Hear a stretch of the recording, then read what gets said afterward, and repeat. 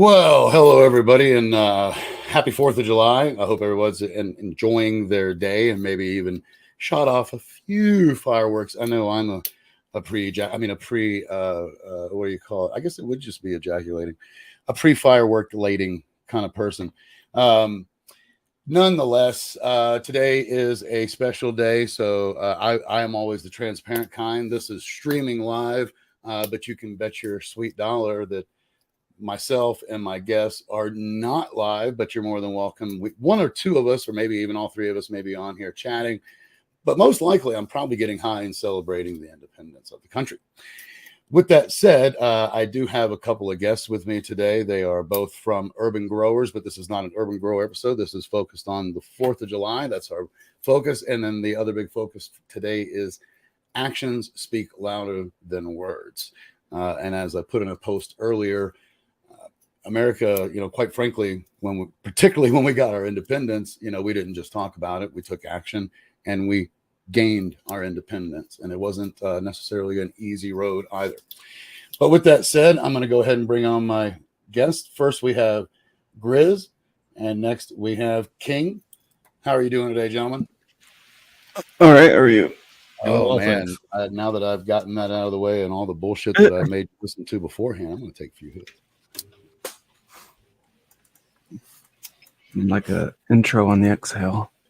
Oh, I know. I used to make sure that for my pre-records, King, I would always be literally finishing an inhale so that as I was saying hello or, within that, it was always kind of smoky. And then I told you I have the smoke, which is going to be on this one today, because that way people know it's a pre-record that's live streaming just for you folks today. We're going to be live streaming at 4:20. This already started at 4:20 Eastern time, which is awesome because that way, no matter where you are, everybody can watch it well before the fireworks display, and you can just enjoy it, hang out with a couple of stoners, and be getting stoned with us. Hopefully, you all have that kind of spirit with you, and you are literally smoking on something right now. Because why would you watch the Spirit of 420 show without some kind of 420 in your lap? I ask you. Grizz, you got some 420 over there? Oh, absolutely, man. I know you do. I've already heard King hitting his. I'm pretty sure he just got done hitting the bong, unless my ears are mistaken me. Yep. Smoking some Alien Rock Candy today. Alien Rock Candy. I didn't. Yeah, buddy. What are you smoking, King? Do you know the name of it? It's homegrown Gushers. Homegrown. Did you say Cushers? Gushers. Gushers. Got it. Gushers. Is that a sativa hybrid or indica? A sativa hybrid. Heavier on the sativa, right? Not half and half. Yeah. No, I like the cloudy, foggy head high. So I ask you, sir, because my belief, and I told you, I think we had this discussion the other day, and we'll just start here before we even get to the topics, because I do love bullshitting with you fucking dudes so much. I also like to make Grizz laugh. So Grizz, will it make you laugh if I just start looking at this mic, really, if I pet it, if I just give it, how about with a little tickle on the bundle? There you go. What you got to worry about is if it starts talking back. Yeah, that's when you actually have to worry. It's cool because I do love the fact that this mic has this plug right here that gives me the earbud, so it makes it easy when I do have guests, so I don't have to do that over the head thing. Not that I don't like it, I just don't have any, and I would have to go buy some. So I was like, hey, this saves me a ton of money. But we were about to say something before I got erotic with the mic. Anybody remember? Sativa. That's what it was. Yeah. So I wanted to ask y'all's opinion, and I think King, you and I have actually, I think we spoke about this once before, or maybe we didn't. But see, there's the dominant clinical view of indica and sativa out there. And then there's the SO420 view, right? And then maybe the truth lies somewhere in the middle. But I've been smoking this shit for years. And for years, I didn't even fucking know the difference. I thought it was different ways of calling it weed like anything else, right? That's really what I thought for years until I got some knowledge and I started growing it. And what I mean by that is I took on a partner while I was a drug dealer. Obviously, this dude, this fucking guy's uncle was a 30-year grower. These fucking dudes understood what they were doing, right? And then I was Yeah. educated. But my point is still this: even since that education, and what's funny now, back then, what they told me, just so you know, and I don't know if it's because they told me that and it was the first thing I heard, or if it's, and what I mean by that, maybe it's psychosomatic, right? That I heard that, so now that's what I create. But for me, the indica has always been the energetic, and the sativa is sleep. It literally is in the fucking letters for me, and that's how I always remembered it, because sativa puts me to sleep. Indica gives me energy. It's not fucking hard. That's so weird. I've heard it differently, but I've also learned differently. That's the medical view, is it's the opposite. That's what I'm saying. But my belief in what I have experienced, sir, is that indica hypes me the fuck. I'm on some motherfucking indica right now. You know what I'm saying? Like, it's. Well, I'll tell you what, I don't. I like sativa is the couch potato. Go ahead. Oh, I don't get a difference in effects when I smoke. If I smoke a sativa, everything ends up with me taking a nap, essentially. You know what I mean? I think that only proves my point more, sir. Yeah. And what I mean by that is I think each individual, just like, with these drugs, even that are given out. And what I mean by drugs given out is anything that has been manufactured in pill form, whether it is over the counter or a hardcore narcotic on the street. I'm talking about pill form, right? Yep. When you take a pill, the whole reason that the studies, if you ever read the fucking bottom line, it always tells you that it's like a percentage of people this worked on. And as long as it's over 70, they can fucking take it to market. Yeah. Because it's the vast majority of the population, in the sense that 7 out of 10 are going to be affected this way. But that also means that's why you have that laundry list every time on every fucking pill of explosive diarrhea that paints your wall, right? Yeah. You're fucking heaving ho on. I mean, dude, some of them are so stupid. But yet they're always gallivanting through the woods like nothing is wrong at all. Right. That's the commercial. They should show us that guy jump in and like just fishing off the pier. He should take off and get extra boost from his explosive diarrhea while he's in the air, like Fart Man back in the day. That do y'all remember when fucking what's his name was going to play National Lampoon's Fart Man for a movie? Yes. He actually signed on. Ding Dong that has a show that's Howard Stern, half as good as mine. Yeah, that guy. That weirdo. Yeah, that strange normal. He says he's going to run for president. Well, I think that he needs to bring back Fart Man first before he runs for president, because frankly, that would be a bigger success. I think Fart Man should run for president. Now you see what? Now you nailed it. Nailed it. And thank you for saying something, because I forgot that we need to have some banners running here. Let's go ahead and y'all help me. Okay, I'm going to run first the hashtags, and here in a minute we'll remember. Well, excuse me. Here in a minute after these run for a second, somebody remind me, that way I can do some other that run down there, because there's always a message or two trying to subliminally. Yeah. Drink Coke. Did you say do some cocaine?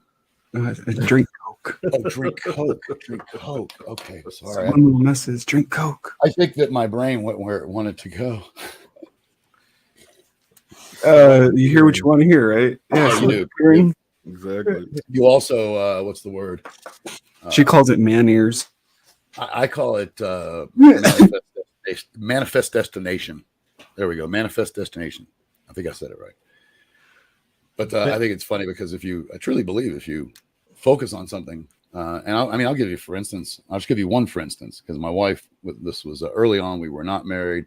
In fact, this was when I was treating her like Wesley on, I always tell people I treated her like Wesley on Princess Bride.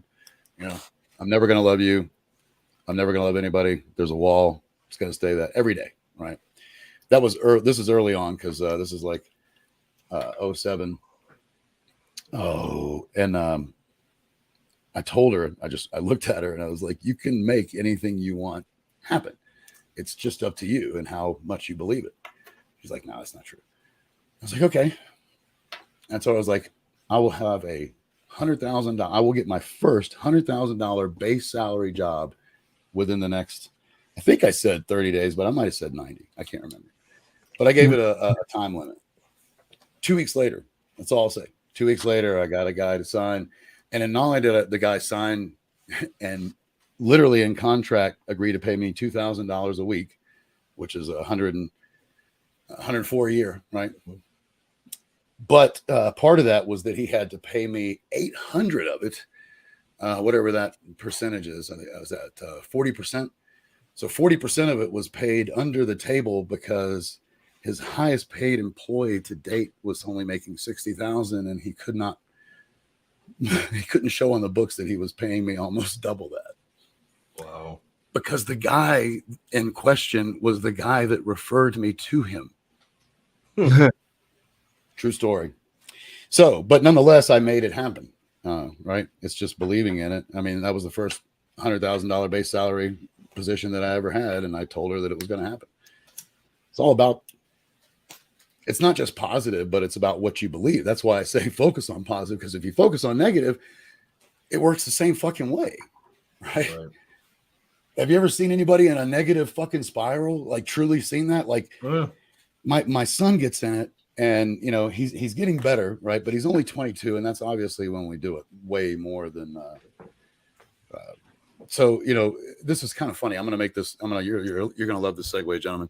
We're gonna go ahead and talk about actions speak louder than words. But the reality is, without the words, you will never have the action, because you have to say it, believe it, and then do it. Mm-hmm. Perfect timing. There you go. It really was. Can you? I mean, is that not a fucking sign? That was like you just hit the nail on the head, kind of.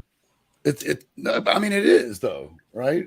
What's your experience with that? I mean, like seriously, have you noticed? And I'm asking whoever wants to jump in first here.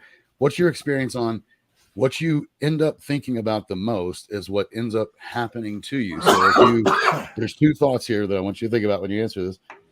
If you end up worrying about something 90% of the time, that shit happens if you worry about it, right? But if you don't worry about it, it doesn't. On the other side, if you really believe that you're going to get something, and I don't mean hope that you will, that's not, because then what all you're going to get is the will to want it. I don't know if that makes sense. You have to actually believe you're going to get it. It will happen, right? Not that you want it to happen or hope that it happens. Does that make sense? The difference there?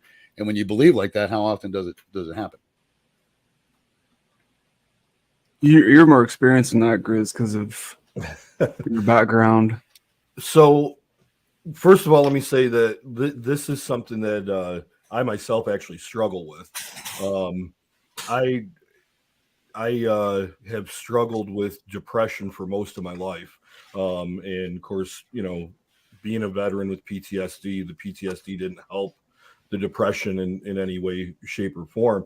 And really, for me, what happens when, you know, I get into one of these depressive things, it's negative thinking, you know, and it's, you know, you have the one side of your brain that's sitting there telling you every negative thought, you can't do this, you can't accomplish this, you're not going to finish this, whatever it might be, you know, and then there's that little voice back there that's going, you know, none of that's true. But, you know, when you're in a depressive spiral like that, that negative voice is really, really loud. And sometimes getting out of that can be really, really difficult. I'll be honest, I thank God for my wife. You had said something earlier, Spirit, there that made me think of my wife, because I used to pick on her and tell her that, you know, the world is not the way she thinks it is. Unicorns don't exist. They don't fart rainbows, you know, and poop chocolate kisses, because I'm a realist. You know what I mean? I don't consider myself a pessimist. I'm not an optimist. I'm a realist. You're in the middle. There is a middle ground, brother. I believe in the middle ground. Well, to be perfectly honest, my wife is perfect for me because she believes that there's unicorns, because she believes that they fart rainbows and poop chocolate kisses, you know, and everything like that. Because a lot of times that's what it takes when you get to that point, is you need somebody positive. Honestly, when you were talking about your story with getting the $100,000, you know, job, you know, that's one of those things that I want to get to that place where my positive thinking is at that point where I'm saying, you know what, I know I can do this, and, you know, go forth and actually accomplish that. So it is something that I struggle with. I think it's a real struggle for a lot of people today. It is. You know, and I'll be honest with you, I told my wife the first time, a quick story, and then I'll let someone else talk. Please. But please. I'm going to focus back in on you then. we had just started dating, and I had told her that one of the things that I always wanted to do, I love animals. I am an animal nut, and I used to breed snakes and all kinds. I've owned all kinds of different animals, and so I told her, I said, I've always wanted to own like a small educational petting zoo. Oh, nice. And she says to me, she says, so why don't you do it? And I said, well, what do you mean? You know, I said, there's a lot that goes into it and everything like that. 5 minutes later, she goes, there's one for sale right down in Virginia that you can buy. They're asking this much for it, and includes all the animals and yada. And I'm like, stop it now. This is not how things work. You know, like right. it literally was so foreign to me to have somebody that was just like, why can't you just go do it? You know? And now it's funny because now she's my guiding force. She's my push into, you know, the things that I want to do and stuff like that. When I say I want to do something, she puts a plan together. She helps me along. And, you know, that's what we need. And that's what I love about this. And I love about, you know, our group that we have is we're all there for each other. We're all pushing each other to the next level to be better than we were yesterday. Yeah, even if it's not even with our plants, it's just with our personal being. Like, oh, you don't have to.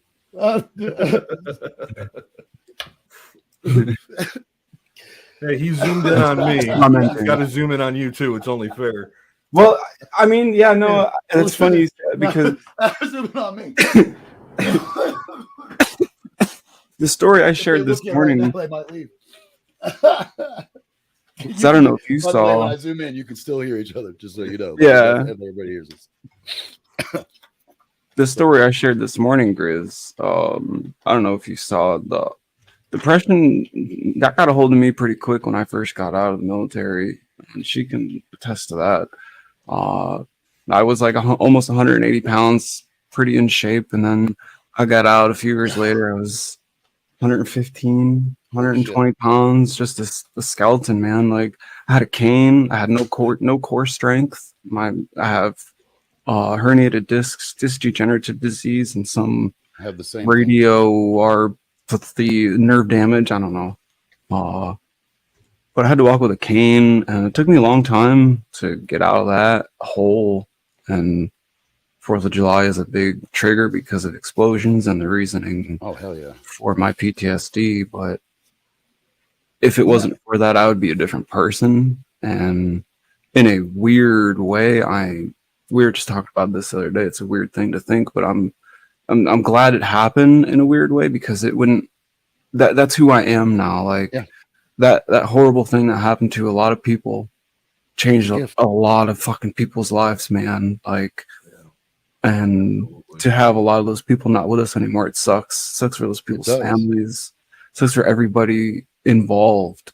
But that's war. War sucks. We kind of knew what we were going into. You half expect these kind of things, but you never really expect it to be you, your friend, somebody you really care about. It's that's worst. Yeah, it's the worst feeling here, and somebody you care about's roster number come over the radio, and you're just sitting there because my position was a driver of one of these things, an ICVM 1126 Striker. Right. And I was a driver. I sat in a little hole, biggest target you can think of being in a vehicle. Oh, yeah. And it just sticks with me every day. I talk to these guys on a regular basis more than I feel I should, but it's something I'm working on. So, but doesn't that give you, I mean, let's just put it right where it is. I think you said it to me the other day. I think it was you, King. You literally are one of the ones that has said growing dope and smoking dope saved your life. Yeah, absolutely, man. Same here. When I'll pop this up for just a minute, just because since we're telling, I mean, just bam. We got pretty much our entire platoon got prescribed hardcore narcotic opiates, and some people were worse off than others. I think I was pretty worse off. I was a good soldier beforehand, and when we got hit, there was a big difference in my attitude and my everything that I did. I was literally face to face with higher ups who I shouldn't have been face to face with, yelling at NCOs. I spiraled out of control, man. Like, happens a lot, but I don't know why it affected everybody in a different way. Oh, of course, And just like anything. Like we're just talking or about it. yeah, absolutely. Everybody, you know. But I was open to talking about it. I did weird like virtual reality PTSD extended programs, obviously tons of different medication, but getting off the medication, more or less cold turkey, going to cannabis, which is honestly hard to do because in 2010 pills were the thing, and they still are.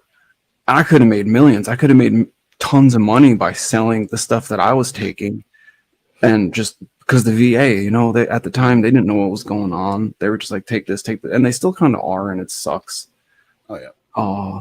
But no, I got off it, man, and like I said prior to this, I had to become a criminal to get my medicine, and because of how cannabis is schedulally like done and everything, it sucks. Dude, I lived a life of criminal activity from the moment that I found cannabis onto other things too. Like for instance, when I got hooked on opiates, you talk about opiates. When you get hooked on them, the prescription that you get is never enough. It never carries you. Even it didn't carry me. My prescribed opiates carried me and my addiction to them about 3 days. So that means 27 days I'm on the black market, which one black market is for cannabis. And yes, many times some of the guys that sell opiates sell cannabis, but let me just say you enter a different black market when you enter the opiate black market to get your medicine. Yeah, it's a different mentality. The people have different, like I didn't, they're hardcore. As a teenager, most people, stereotypically, most people try cannabis. Sometimes it doesn't help, but you need a big rush to activate your body's own cannabinoid system. So most people, when they say I tried it, they don't get high. Yeah, I get it. It makes sense. You heard my story, right? Did you hear that one? Yeah. When I didn't get, I started smoking at 14. Yeah. Got high at 16. Because I know I had extra cannabinoids because my fucking parents had been smoking. I mean, dude, I was probably stoned many times as a baby and just didn't know it. Yeah, you didn't know. Yeah. But that's fine. I mean, it's cannabis. It's naturally in our bodies, like as opposed to these other things that are addictive, can kill you, and it's. But yeah, no, it saved my life. Meeting her, like when we were both extremely broken, and it's funny that we talk about it all the time. She'll probably hear her laugh. We don't remember how we got in contact with each other. Yeah. But yeah, we just started talking. We didn't want anything. I just wanted somebody to listen who didn't really know me, because people thought I kind of lost my nerve, and I wasn't me when I got back. And yeah, I will admit it. Like, it's just, I want them to sit and listen and talk to me now, have an understanding. Like, I told them good stories, like Guitar Hero 3rd place stories. Like, I didn't want to tell them we got shot at, blown up. The vehicle I was in got blown up when I was going on R&R. I carried numerous dead bodies. I know the smell of burning flesh. It was at that time new to me and something I didn't want to talk about. I'm open now, man. Like, there's a lot of differences in my life. I've grown up, I've matured. Still a lot of issues that I'm dealing with. A lot of people deal with, but talking helps. Like, I really, mental health, man, I'm all about it. Well, I think just from watching me, dude,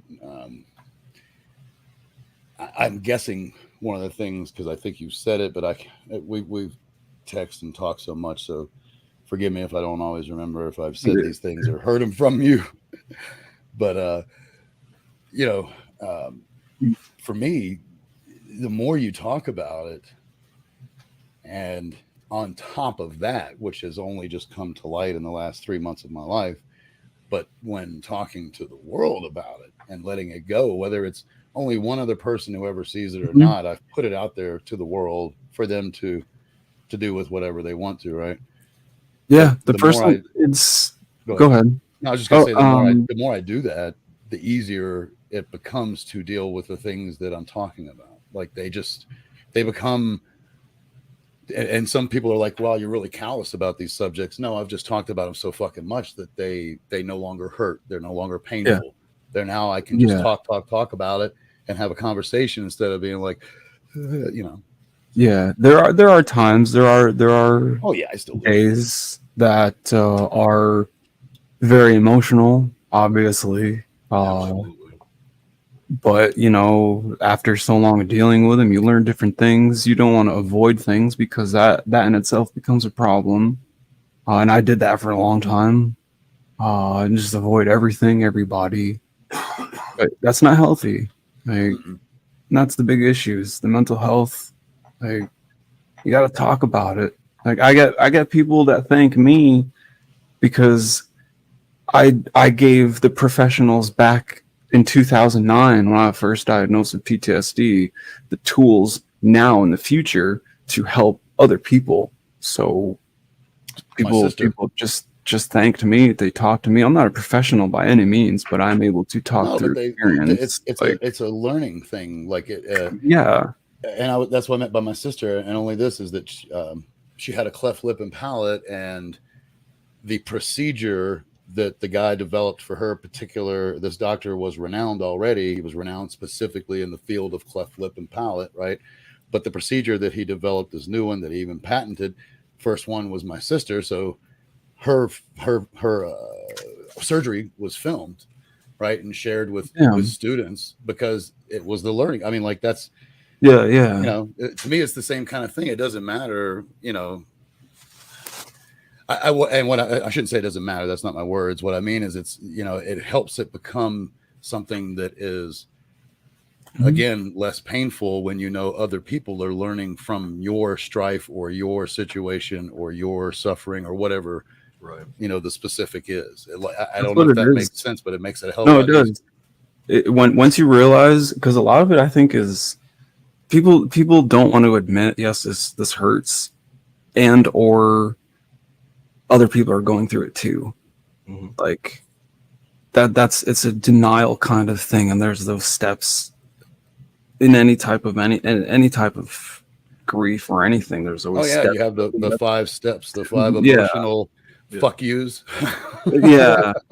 I'm trying to learn how to skip it down to just 3 and leave the negative ones out of there. Like just skip forward. I mean, I mean that. But you have to have those bad things, because I think it was something you were talking about, the yin and the yang.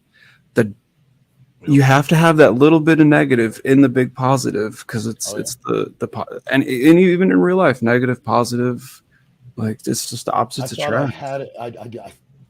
I forgot to load it, but I have my little. I don't know. Have you ever seen my the image that I created that is a yin and yang but has scales holding the 2 dots? Have you seen that one? I don't think I have. No. I thought I loaded it up. I'll share it with y'all next time. It's on my. I call it. It's the symbol for karmic justice. Yeah. That way. That's King. One of the things that you said that I wanted to comment on was that's one of the worst things about coming to terms with the fact that you have PTSD to begin with. Yeah. Is that loneliness that honestly, for me, when I got diagnosed with PTSD, it was a relief. Because I had been out for a number of years, just, you know, really not sleeping for more than an hour or 2 a night on a regular basis, you know, going through all kinds of stuff and everything. And not having an understanding. Yeah, and just not having a clue of what's going on, you know. And so, of course, in my head, you know, being the typical guy, you know, and, you know, I, like King, I was an infantry guy too. So, of course, we have that infantry bravado, you know, that we're tough guys, you know. And so, you know, I'm suffering in silence, not knowing what's going on with me, and knowing that I've got to be the only one in the world that's going through this. We always feel that way, bro. And all of us. After my divorce, I got into therapy and stuff like that, and my therapist said to me, "Have you ever thought, you know, about that you might have PTSD?" And I looked at him and I said, honestly, I said, no. I said, I heard of PTSD. I knew somewhat what it was, but I never thought that I had it, because that's something that happens to somebody else, and so it was a relief. But did you feel at that moment, just out of curiosity, Grizz, the moment that he asked you that question, did you feel almost how do I say, like a light bulb, as well as like, did it immediately? Yeah, it was, why didn't I think why, of this? Right, like why? Yeah. Okay, now everything fucking comes to light. It makes sense of what the hell I'm dealing with and why I'm feeling this way. Even after my diagnosis, I wouldn't take meds, I wouldn't do anything, and so I met my now wife, and everything, and we started dating and stuff like that, and so she helped a lot with the depression I was going through and everything like that. I mean, she saved my life, but it was also my son, Justin. My oldest, him and I used to go fishing quite a bit, and he was always, Dad, don't you just try smoking some weed, man? It's helping friends of mine. It helps me. I think it can help you. One thing that I need to throw in there for your understanding is I was raised very, very religious. I was raised in church and everything like that.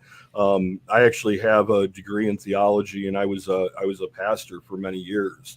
And so I did smoke cannabis in high school, and everything like that, and got high. Back then, all we got was Mexican ditch weed, Yep. That kind of thing. But yeah, dude, that's what I sold most of the pounds of, was the Mexican. Yep. So, but so I kind of had this aversion to cannabis in my head, because of my religious beliefs and everything like that. And finally one day, it had gotten so bad, we were out fishing, and I'll never forget, I took one hit off of a bowl that my son had. And I know, King, I've told you this story, but I got a few minutes later, I was putting a worm on a hook, and I got tunnel vision to where it was literally just me, my hands, the hook, and the worm, and nothing else existed. My son was talking to me, and I could hear, but all I could understand was wah, wah, wah, wah, wah. You were Charlie Brown. Yeah, exactly. And the second I got done putting the worm on the hook, man, the tunnel vision went away. I could hear clearly and everything like that. And I'll tell you, that night I slept better than I had in years. Yeah. And that was it for me, man. That was, it was, my wife saved my life. Cannabis saved my life, and learning how to grow is just absolutely amazing. I mean, you have so your, much fun. like you said, you have your now wife, right? You have your weed wife as well. That's that's awesome though, dude. Yeah. I know it's funny because when I think about how I've gotten here, I've always, part of the reason that I ended up going with this name ultimately to do this, because I think I told y'all, or you may remember, it was going to be a t-shirt company, because I got the name back in 2001. No, sorry, started in 98 with the Yahoo address. I always forget about that. It was first Spiritual 420, and then it quickly became Spirit of 420. Going back. Yeah, I know, but that was pre-Google, and what's funny is, I think technically I can still go and recover that address, because I thought every 6 months I get a thing from them, I do this to keep the address, and I was like, I might as well keep it. Okay, you remember Yahoo, but here's a throwback. Do you remember Lycos? Oh, of course, man. That's old, man. But see, I think we proved it the other day. I technically now am the old guy, like which you love, Grizz. So I'm pretty sure I was the old guy. Your title. You did. Sin kept threatening that he was going to give me my own channel. That was the something about the Get Off My Lawn or something like that. The Old Man's Rant channel, Oh yeah. The Clint Eastwood from really cool El Torino. There you go. Yeah. That would be even better. That cat. I don't know when he's gonna stop, man. Speaking of Clint, that fucking dude has he's got what is it? Close to a dozen children. I don't know if y'all know that, but close to a dozen. I didn't know that Mr. Eastwood has produced. I think it's like 8 or 9. Can you imagine being his kid? Dead ringer for him. Dead ringer. And oh yeah, especially what's his name? The one that's the first one out is like you're like, holy shit, dude. Like honestly, trying to think of his first name, but the first time I saw him, I was like, because I've been watching Clint since he was young, right? Mhm. I mean, I've been alive long enough, and I saw his son and some shit, and I was like, whoa! It's not like, I mean, don't get me wrong, I much respect for Denzel's son, but like Denzel's son is running under the radar because most people don't know that it's his Right. son. He does. Yep. He looks more like the mother in that situation. You know what I mean? Even Same way though- that like Charlie Sheen and Emilio Estevez, most people don't even know those fucking dudes are brothers, right? Because Yep. they share different mothers. What's funny is they both look like their dad. If you look at if you put their dad against them, they both look like their dad, but they don't look like each other. Yep. And that's Kiefer Sutherland, right? No. Sutherland No. is he does look. Yeah, he looks brother. like his son. Yeah, no. Yeah. He's Donald. So Donald there's Sutherland. Martin There we Sheen. go. Martin Yep. Sheen had two separate wives, and had right, okay. Charlie. Charlie's the Charlie, older, and then had Emilio. Okay. And of course, Charlie's also the one that went off on. He followed more, just like the older son many times does. Followed more my path. I mean, they were both successful, but he went down the hardcore drugs and he redeemed himself though. Oh, he did. Mm-hmm. But Absolutely. You could tell the drugs had taken its toll when he turned 50 and he looked 70. You're like, whoa, dude, you have really got to change I your feel like ways. that's just Hollywood though. Unfortunately, I feel that is stress. Yeah, man. The pop dealing with that. Oh my god. You know, amazing transformations to look at presidents. Oh, when dude, they first get into office, Obama turned into a skeleton of death, man. I mean, no offense Yeah. to him at all, but like you look at pictures of him the day he was sworn in, Mm-hmm. and you look at pictures of him the day that Trump was sworn in. Oh my goodness, it doesn't even look like the same guy. You're like, what happened? He sat in the White House for 8 years. Oh, That's what the fuck happened. Yeah, right. That's Like, a lot of. Did anybody ever hear the story of Carter? How he burst into tears after Bush gave him the fucking rundown of what's really going on in this world? Did y'all ever hear that No. story? Just out of curiosity.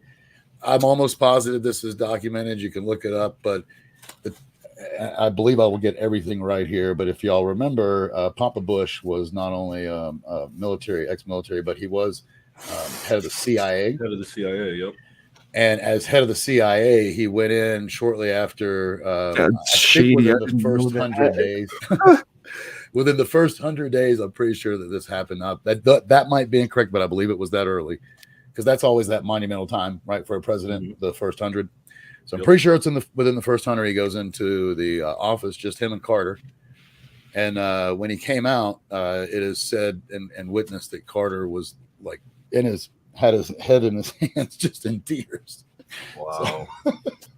So, I've always thought that that's, and I mean, a lot of people have attested to this. I saw that shit on History Channel on multiple different documentaries that were obviously disclosing, but what was said in there, nobody can know, right? That's the whole fucking point. But whatever it was, brought this fucking grown man, right? This very solid, down to earth, I love God, like knows who he is, to tears, like as he's running the country. I think that says all it needs to say. Really. Here's an interesting controversial Bush thing. So Bush Senior, we talked about him just being the head of the CIA. It is there is supposedly pictures out there that Mr. Bush Senior was in Daley Plaza on the day of the Kennedy assassination. Why would that not? Even though official records say that he was on duty in Florida that day. Well, here's what I'll say about that. I've watched. I am not trying to get into a conspiracy. I'll just say what I believe. And I'm only going to say what my memories are, and you can take it for what it's worth. That I've done a lot of acid. I've done a lot of drugs. I've done a lot of marijuana. I've done a lot of pretty much everything under the sun except for Special K. So you can say whatever you want, and there's the out for all those that need an out for what I'm about to say.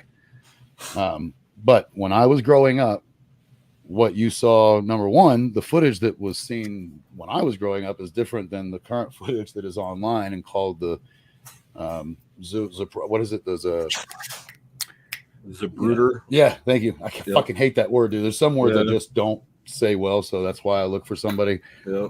I knew what I was going to do there. I'm just glad you picked it up. Thank you very much. So that film to me is different. I'm not going to say how. I'm just saying it's different. But what I remember very specifically is there's no way that a man's body reacted like that with only one shot to it.